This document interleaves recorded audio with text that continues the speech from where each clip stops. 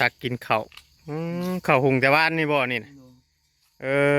ข้าวหุงแต่บ้านนี่ก็กินได้คือบ่มีน้ำช็อตน้ำแชทบ่ได้มีบ่บ่ได้มีช็อตใช่บ่บ่มีอืมกินแต่บ้านนี่พี่น้องเนาะโอ้กินข้าวหุงเก่าแต่บ้านนี่บ่มีฮอดน้ำช็อกน้ำช็อตทางบ่ยิ้มเฮ็ดแล้วบัดนี้พี่น้องเนาะไปหาโลกินก็ได้เฮ็ดพี่น้องเอ้ยได้เฮ็ดมาว่าสิปิ้งตามเพิ่นว่าแมงคามเอามันใช้สำแมงคามน่ะกกท่อนกกหยังกกท่อนกกกี่ท่อนใหญ่ๆนะโอ้เฮ็ดคือหิวแห้งแท้นี่บ่ได้กินข้าวแต่ว่านี่มันจังน่ะยังไม่กินข้าวเช้าโอ้ท่านได้กินข้าวเช้าเลยอืมน้อยว่างลุงเกิมไปเปลี่ยนเกิบบ่ลุงเกิบเกิบไม่ตู้ลงไม่ตู้มื้อนั้นหันบ่ไปเปลี่ยนเกิบเติมใช่บัดคำว่าเติมนี่ก็คือใหม่ซื่อเอาน้ำมาใส่บังคับน้ำขวดนะได้ใหม่แล้วก็คือว่าจัดหนักจัดเต็มมาดีบ่ยิ้มนี่หม้อนึงนี่เคยกินเบิดอยู่บ่เทื่อนึงนี่คำมีแบบว่าอาหารแซ่บๆแบบลาบซีนลาบหยังนี่กินเบิดบ่หม้อนึงบ่แต่ว่ายังบ่เคยกินลาบซีนน้ำหมูจักเทื่อทำมาจักกันนี่ขายง่ายออกมานี่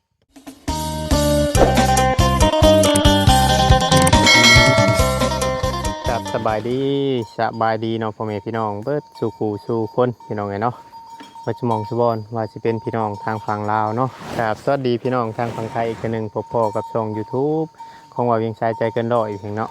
อีกคือเก่าคือเดิมพี่น้องเนาะเพิ่มเติมก็ยังอยู่ทางเทียงไห้เทียงนาของบ่อยิ้มเนาะพี่น้องเนาะว่าน้องยิ้มเด็กกำพร้ากำพร้อยอยู่ตามไห้ตามนาอาศัยเทียงไห้เทียงนาสาวอยู่พี่น้องเนาะอยู่บ้านอยู่เพื่อนก็อยู่บ่ได้เพราะว่าบ่ถึกกันเพิ่นว่าเนาะเลยมาตัดสินใจมาอยู่ตามป่าตามโดนตามทงไห่ทงนาพี่น้องฝากนำพ่อแม่พี่น้อง FC เนาะเพียงเนาะเข้ามาเบิ่งมาชมแล้วก็เข้ามากดไลค์กดแชร์เนี่ยเด้อพี่น้องเอ้ยเป็นกำลังใจให้ทางบ่เวียงเนี่ยพี่น้องเอ้ยเนาะช่วงนี้ก็เติบพี่น้องเอ้ยถือว่าหนักหน่วงพอสมควรพี่น้องเกือบสิบ่ได้ออกแต่บ้านแต่เฮือนบ่เวียงเองก็ได้บ่มีฮอดทางสิเดินต่อแล้วพี่น้องเอ้ยเนาะว่าไปถ่ายคลิปยังลงไปกับFCก็จะเงียบหายไปหลายช่วงนี้พี่น้องเนาะถ้าว่าผิดพลาดกันใดก็ต้องกราบขอโทษขออภัยหลายเดี๋ยวไปโอ้ลมกับบ่อหิมทั้งบ่อคำเนาะพี่น้องเนาะอยู่ทางหาเนาะไปเบิ่งไปชมกันเลยพี่น้องปุ๊น้องมาเลี้ยงงัวพี่น้องเนาะอยู่นี่พอได้อัน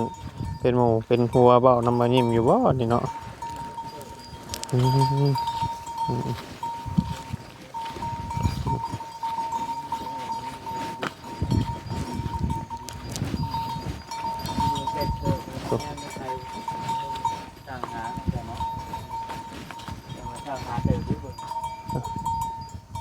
พื้นไฟโซลาเซลล์ไฟโซลาเซลล์นี่กุ้มอยู่บ่บ่ยิมกุ้มอยู่อ๋อสบายดีเด้อบ่ยิมสบายดีน้องไอ้เนาะนั่นบ่คำมาโดดบ่เพาะแต่ละมื้อก็หากินแบบนี้บ่ไปบ่มีกินเลยต้องไปหาเฮ็ดหาหยังแบบนี้เลยตินั่งเถื่อบ่ยามบ่มีเฮ็ดด้วยจ้ะพ่อยังกินได้แต่เอารถว่าได้ไปเห็นไก่เห็นหยังเขาเจ้าแล้วจะไปเอาอะไรคู่บ่ฝากเลยดิบ่ได้แบบนั้นเนาะบ่เฮ็ดด้วยเลยนะไม่ว่าเปลี่ยนสากใหม่บ่นี่สากใหม่นะเปลี่ยนสากใหม่ก็ยังอันนั้นคือเก่าโอ้มีเสียงกระดงงัวกระดงควายน้ำแล้วพี่น้องเอ้ยบ้านน้องเป็นมาเรียกเราไปไทยเลยเลยซื้องัวมาตัวหนึ่งซื้อเลี้ยงตัวหนึ่งเลี้ยงเจียนเพ่บ้างเลี้ยงยิ่งไข่ได้4-5 ตัวบ่ได้ออกมาเลยบ่เดือนชะม้อยได้เดือนนี่เนาะเราชื่อลายโตให้ลายชื่อตัวเดียวแล้วเจ้าเข้าไปในบ้านในพ่อเราอยู่บ่เนี่ยเราบ่ได้เอาเขายังให้บ่ มือปากว่าต่างคนต่างมือปาก บางเทื่อแล้วคือออกมา เอาข้าวเอาข้าวกินเนี่ยที่ไปเที่ยงบาง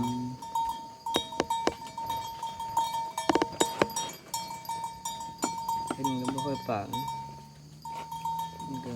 คือคนหูจักคือคนอะไรว่าน่ะ คือบ่แม่นญาติพี่น้องกันเลยดิ ถ้าสมมุติว่าเพิ่นบ่ให้เจ้าอยู่ได้เถียงนี่เจ้าสิไปอยู่ไสเอ้าไม่งั้นก็บ่อยากฝากนํเพิ่นเนาะบ่ครับ บอกก็ตัวเฮาก็นั่นคือกันคือเราก็พอมันกันนะ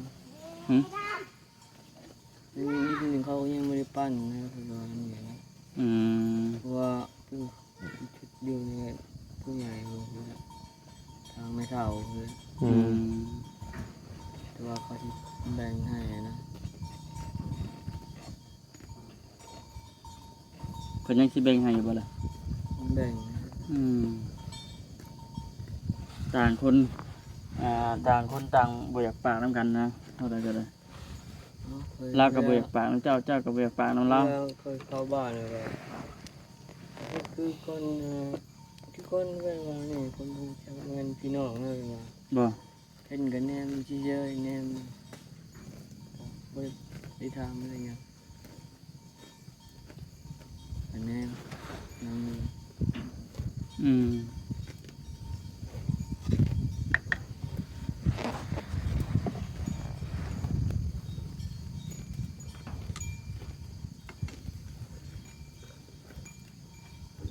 แม่งยังน่ะบ่ยิบินวือ ครับ ๆโอ้โห นี่ครับเด้ ฮะ นี่ครับ แม่งครับ เด้อ แม่นแม่นผู้หัว นี่ครับ แม่นบ่ ไม่ผู้ บ่แม่นครูคือสีดำแบบนี้ ไปคุบเอาเลยเด้อเนาะ ครบแล้วนะบ่ยิ้ม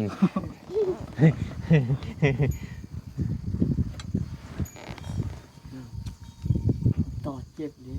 บ่ตอดเป็นบ่จำบ่แม่โต ประมาณใช่ไหมจุก จุกเกือบหนึงเลยเนาะหาเวียนโรงงานสิหาเลือกบอลนะหาเลือกบอลดงนะ ต้องมาเตาหัว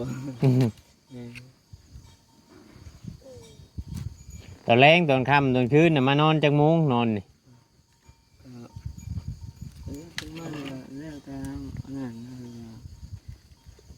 บางทีก็บ่เคยมาคำนะเคยเห็น แต่ตอนเช้าน่ะไปแต่เช้ารถ เป็นมือ เป็นบางมื้อบ่ เด้อ มืออยู่ก็อยู่ อืมอืม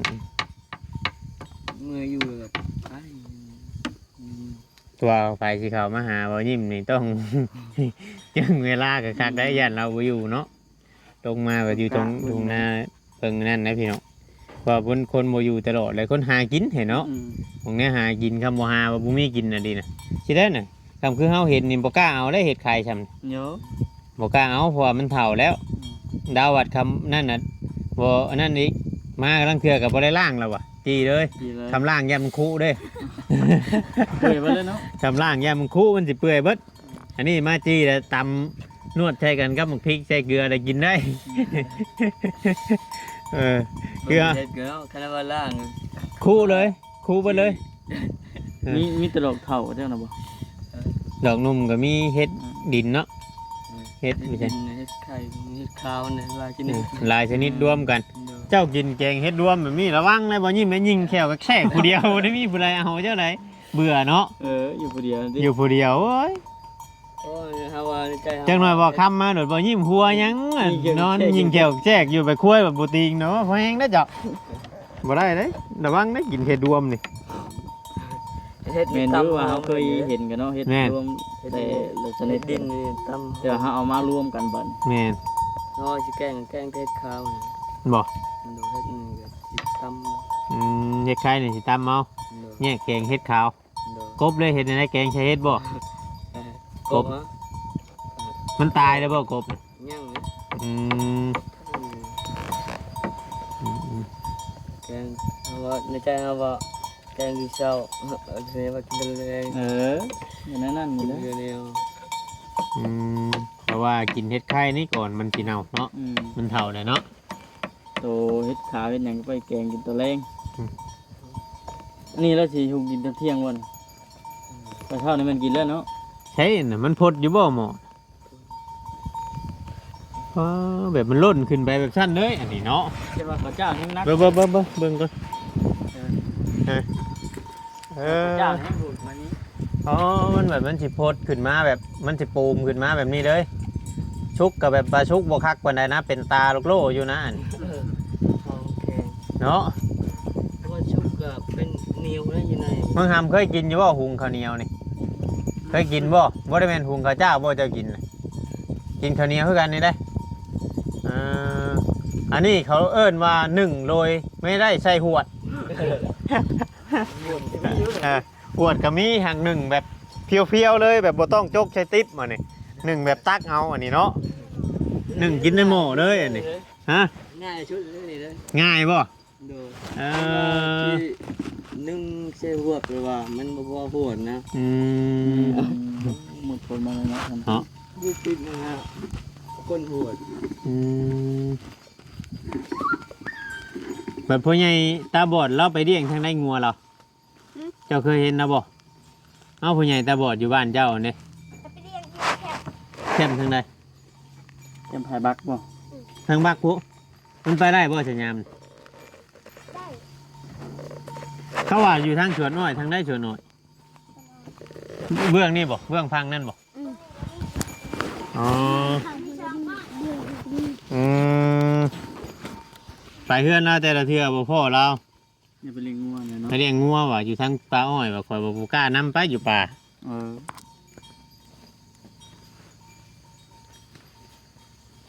อยู่เราว่าเพื่อนแล้วว่างมหอยแล้วว่า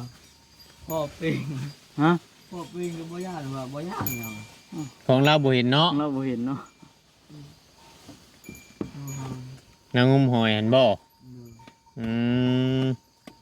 ของเราบ่เห็นเราก็บ่ย่านนะบ่เอาขลุ่นไปใช่บ่ได้เพิ่มน้ำอีกบ่ยิบฮะมันชุกอยู่บ่ก้นมันน่ะเบิ่งก่อน รถขึ้นมาแล้วปีนเอาไง ปิ้นกลับเอาดีเนาะ บ้านเป็นว่าเขาหนึ่ง ถ้าบ่ปิงนี่มันสิบ่ชุบมันสิใหม่กว่าเด้ บ่ ไม่ใช่แหงนะ เฮงเขาได้ใหม่เด้ย โดย ชุมโตก็เคยเฮ็ดอยู่บ่แบบนี้เคยคือกันอ่ ใหม่ า แล้วก็มันสิติดก้นหม้อแล้วก็มันก็บ่ชุบเลย บ่ อยู่เทิงนี่นะ อ๋อต้องปิ้นแบบนี้ โดย แล้วเอาน้ำมาเติมใช่บ่น โดย คำหมดเติมนี่ก็คือใหม่ซื่อ โดยถ้ามั เอาน้ำมาใส่บังคับ ถ้ามัน มันควรนะ ได้ใหม่แล้วก็คือว่า จัดหนักจัดเต็มมาดีบ่ยิ้มนี่หม้อหนึงนี่เคยกินเบิดอยู่บ่เทื่อหนึงนี่ บ่ คำมีแบบว่าอาหารแซ่บๆแบบลาบซีนลาบหยังนี่กินเบิดบ่หม้อหนึง โดย เปล่าแต่ว่ายังบ่เคยกินลาบซีนน้ำหมูจักเทื่อซะมาจักกันนี่ถ้าง่ายออกมานี่ กินคือเดียว กินทีเดียวเต็มมือที่ว่านี่นะบ่ยัง มื้อย่อเที่ยงนี่ นี่มือที่ว่า เอ้ยพากระจานนี่บ่กินแต่มื้อซื้อลาบซีนมามื้อน่ะเนาะเป็นได้กินลาบซีนมีแฮงบ่ โดย ป้าแต่ขึ้นอยากอีกอยู่บ่เดี๋ยวนี้ อย่า โอ้ยเนาะพี่น้องเนาะ FC ผู้ใดเด้ใจดีที่ซื้อกันรับซีนมาสู่บ่ยิ้มกินนี่เนาะ เฮ้ยแล้วกินแกงเฮ็ดเมื่อนั่นนะไตหม้อนี่แหละเบิดเข่านะ ป้า แกงเฮ็ดเมื่อไรก็ตักกินอันนี้อีก โดยจัดให้เราหน่อยเด้อเนาะ FC ลาบซีนจักโลจักไร โดยเพื่อน แม่นโดดๆเทื่อนึงคือว่าเราอยากพี่น้องเนาะหรือว่าเฮาเบิ่งนี่สมมุติว่าข้าวแบบนี้เฮาก็สิบ่กล้ากินนำ เฮาสิชื่อมาคำว่าอันว่ามี FC ชื่อเขาอันชื่ออันซีนมาให้บ่ยิ้มกะแต่เคยเฮ็ดเป็นอยู่บ่ลาบซีนนี่ บ่เคย บ่เคยซ้ำบาทนี่ตัวบ่เคยกินเนาะทำกินก็แม่นได้ชื่อหมู่ชื่อมา โดยคนกินดีจริงงานดีงาน อ๋อไปกินน้ำเพื่อนดีเพื่อนบุญบ่ โดย อืมสัมสังกะดีวัดวันนี้พี่น้องเอ้ย บ่มีกันแล้ว คำพอได้กินน้ำแบบนั้นเนาะ โดย ใหญ่กับชาวบ้านชาวเมืองพี่น้องเอ้ย บ่เคยซื้อเจอมา เออ ใช่ อืม มีงานแบบนั้นเลย จะกินในหมูคน บ่หาท่านในชุกก็กินได้อันนี้ บัวไง จังน้อยว่าสิว่าตดใส่กันบ่ได้เด้ยึงท้องหาเนาะ ปล่อยมื้อนั้นเด็กได้ฮุบใส่ปากตั้งแต่ กระซานดิบ บ่ ขี้กัดหนึ่งเขา ยอดเลยนะ โอ้มันก็ตดโดนแล้วแบบจะไปกินข้าวยังบ่ชุก ยืนช่องเลยเนาะ มันบ่อยากชุกง่ายได้ข้าวเหนียว ยังไปตากลูกอยู่เลย บ่เพราะว่าเจ้าเอาข้าวลายโพดเพราะว่าข้าวเหนียวนี่ครับมันคุยมันจะคุยขึ้นได้เนาะต้องให้ หนึ่งเดือกับมันจุดลายท่านให้อยู่เทิงในชุกนี่วิลุมนี่ใหม่เลยไม้ดำเลย เพราะว่าอันนี้นี่เฮาเฮ็ดต้มให้มันสิคุยขึ้นมาได้เฮาเติมน้ำอีกเติมน้ำเรื่อยๆเนาะบ่ครับเนาะเบิ่งคัก ถ้าเอาเติมก่อนหน้ามันเบื่อลงมันขึ้น ๆมันต้องคล้นติ ท่านมัน หม้อน้อยแน่นะนี่เนาะ มันใหม่อยู่มีคนมันนะ เจ้าคือบ่ล้างหม้อใหญ่ให้มาหุงมันบ่คักบ่ เนาะ มันได้ใหม่เลยก็ ย่านมันบ่คือบ่ยำบ่ หมดตัวใหญ่ก็ไม่เยอะนะเนาะ แม่น สภาพก็ยังโอเคอยู่ แต่ว่าตัวนี้นะ จิตใจผูกพันกับตัวนี้เลยนะ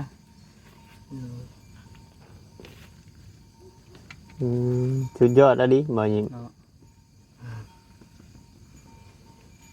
อดหนาวฉ่ำฮ้อนยามเกี่ยวข้าวจังไปหารับจ้าง เนาะ พอได้อัน กินอาหารเนี่ย ได้กินอาหารแน่ยามน่ะหารับจ้างเลี้ยงปากเลี้ยงท้อง ใกล้ชุกดูบ่ มันไม่ควรเนี่ย ฮะ แซ่บหวาน เอามาให้กินน้องเบิ่งหน่อยเด้อเอามาให้บ่าวกินน้ำหน่อยเด้อจังหน่วยเด้อกันทุนนะยิงเอารถ เออ ต้องเคลียร์แบบนี้ต้องพลิกไปแบบนี้พี่น้องเอ้ยเนาะจังไรก็มันจังสิสุกฉันแม่นบ่สุกพี่น้องเอ้ย แต่ว่าน้ำนี่คือสิอยู่เทิงคือแล้วเอาในเบิ่ง บ่เฮาก็ล้นแล้วนี่ไข่แล้ว บ่ ดู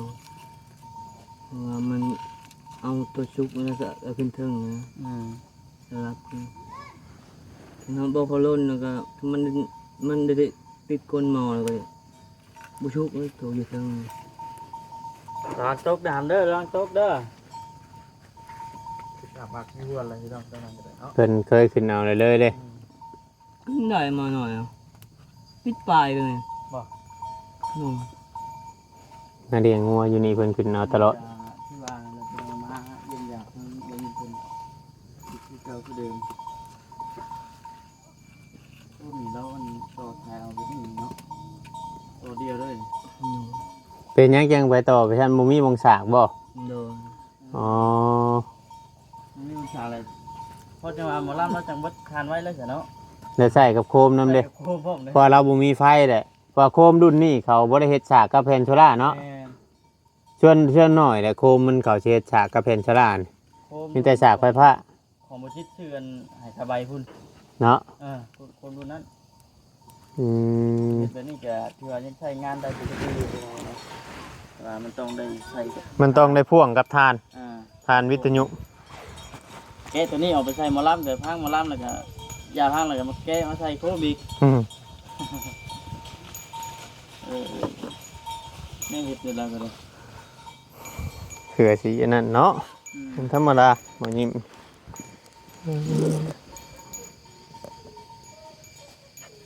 เมนูหลักๆเลยนี่โอ้ยบ่ยิ้มแล้วมากินนี่คืออันแกงหน่อไม้แล้วบ่เวียนเลย บ่ แกงหน่อไม้ตำบักหุ่งบ่ฮู้ว่าแกงหน่อไม้มื้อนั้นก็จนครึ่งโคมื้อหนึงว่าซั่น แกงหน่อไม้อยู่ไสน่ะ มันอยู่นี่แล้ว เจ้าแกงเองเจ้าไปหาหน่อไม้บ่ อ๋อทำไมมาได้บ้าน หน่อไม้เอามาแต่บ้าน ใครจังแกงเป็นเคยแกงบ่ เพื่อน เอายานางมาจะใช้บัด มันเอาใบบวบมันมีแน่ ใบหมกบวบอืมเกี้ยงตาเดิดเครื่องโคมมื้อนึง เกลี้ยงเอาเลย อ้าตะ แกงเฮ็ดมื้อนั้นก็ผ่านไงหอยก็บ่ได้เก็บออกเลยนะคุกพึกแค่นั้น หม้อหนึ่งหม้อแกงก็อุ้ยว่ะ แกงแบบรวมมิตรหังบ่ รวมมิตรเลย บ่เป็นหยังเนาะ โอ้ ผ่านการตองอย่างดีเนาะ เราเคยเราชินเคยอยู่กับแบบนั่นนะพี่น้องเนาะ ก็คือคนเฮาปกติแบบว่าคำกินไปตัวทีมนี่โอ้ยท้องเสียท้องหยังไปโดได้บ่คำเลย แม่ คือว่ายิ้มแล้วผ่านอุปสรรคเคยแบบหาเก็บกินนำทางเนี่ยนะว่าง่ายๆใช่แนวบริยานอย่างนี้ได้แนวเบื่อนี่ขอแค่ว่าแนวกินได้ มันอยู่รอดนะเนาะ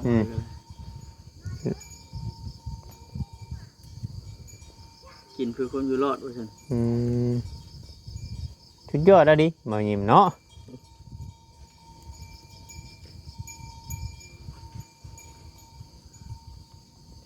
เผื่อสิฮอดเกี่ยวเข่าวก็ยังอีกประมาณเดือนหนึ่งพุ่นมาจัก พูดเลย ประมาณเดือนหนึ่ง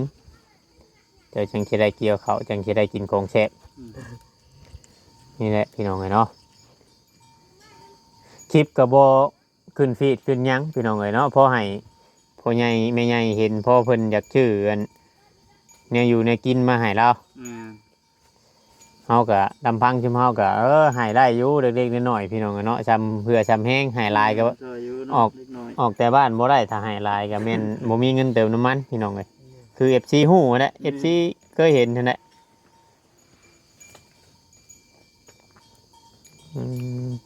กินแต่เกลืออยู่กินว่าเป็นยังไงนะครับกินแต่เกลือ กินแต่เกลือ เกลือกับพริก โอ้ เกลือทุ่งหนึ่งต้องเกลือทือเทิงไง กินแต่ข้าวกับเกลือหลักๆนี่ โดย กับหมักพริก โดย หมักพริกมันบ่ฮ้อนท้องบ่ บ่เคย เออ ตะกี้ตอนเจ้าบ่ได้เข้ามากับมันเป็นแบบน่ะ มีแต่กินไปนี่ตลอด โดย อืม แกงเลยเกลือพริก ว่าง่ายๆก็สิ้นน่ะนะเนาะเป็นนัวนี่บ่มี กินแล้วพี่น้องเอ้ย กินได้คือเก่า โดยแต่ว่ามันก็บ่แซ่บตัวกินได้เป็นอย่าง ใกล้สิชุกแล้วบ่เจ้าคิดว่า แค่นี้ก็บ่แท้แล้วเนาะ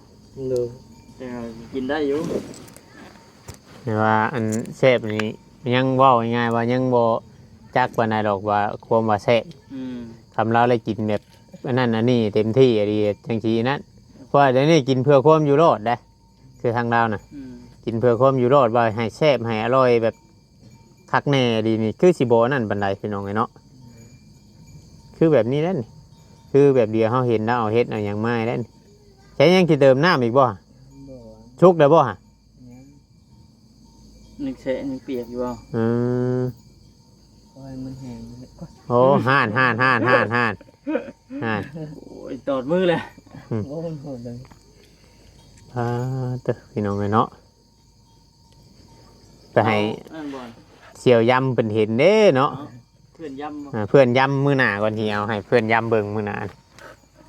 นี่เพื่อนยิ้มนี่คู่แฝดได้นี่นะ กูแฝดเพื่อนย้ำยิ้มย้ำ คู่แฝดเพื่อนนั้นน้องย้ำเนาะน้องยิ้มน้องยิ้มอารมณ์ดียิ้มตลอดยิ้มชมชื่อพี่น้องเลย คนนั้นก็สิคือกันอยู่ เนาะ ยิ้ม สายตาเดียวกันยิ้มเพื่อกันนะหักแต่ว่าบ่ค่อยเว้าเก่งจำน้องยิ้มน้องย้ำนะ คอยปากเขาได้ ปุ๊บยังขึ้นชูงแท้นะระวังตกเลยชันเอาบ่เจ้าจะไปง่าเดียวเลยอ๋อ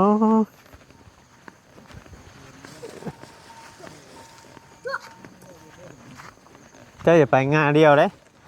ตกเลยเคยขึ้นเรื่อยอยู่บ่ อ๋อเบิ่งบ่าวซิมอยู่จักหน่วยมันหวานบ่โอ้พี่น้องเอ้ยขึ้นสูงอะไรบ่ยืนไม่แฉะเอาแม่นเอา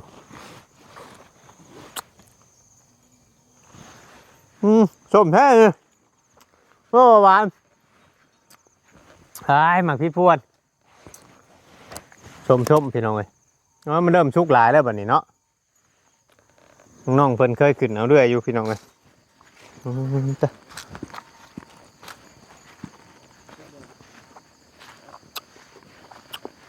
ชมมาดิพี่น้องเนาะ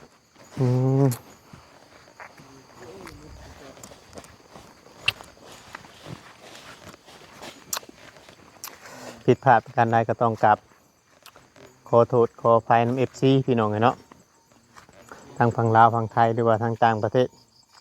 สำหรับคลิปนี้บ่เวียงเองก็สิลำลาพ่อแม่พี่น้องไปก่อนพี่น้องกล่าวคำว่าสบายดีเนาะ